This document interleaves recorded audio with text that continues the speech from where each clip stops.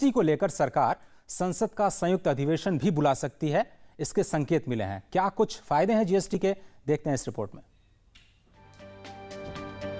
लोकसभा से पहले ही पारित होने के बाद जीएसटी विधेयक का अब राज्यसभा में पेश किया जाना मॉनसून सत्र की शायद सबसे बड़ी कामयाबी माना जा सकता है। इस विधेयक को पारित होने को लेकर उम्मीदें इसलिए भी बढ़ गई हैं क्योंकि वित्त मंत्री अरुण जेटली ने विधेयक को राज्यसभा में पेश करने के बाद साफ किया कि सरकार जीएसटी को लागू करने के लिए किसी भी विकल्प पर विचार करने को तैयार है, जिसमें संसद का संयुक्त अधिवेशन बुलाना भी शामिल हो सकता है। सरकार अपने इरादे में बिल्कुल स्पष्ट है और फर्म है।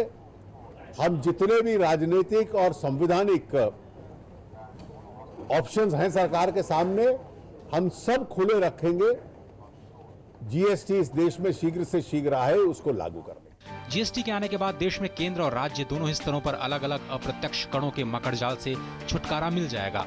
जीएसटी में केंद्र के उत्पाद शुल्क, सर्विस टैक्स और केंद्रीय बिक्री कर शामिल होंगे, जबकि राज्यों के वैट, चुंगी और एंट्री टैक्स जैसे टैक्स भी जीएसटी में ही समाहित हो जाएंगे।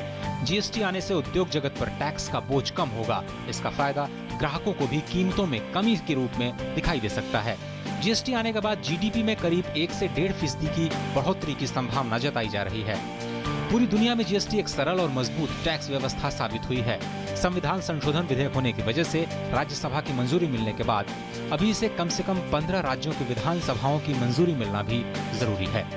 संसद भवन से ऋषि कुमार के साथ business desk, DD news, Delhi.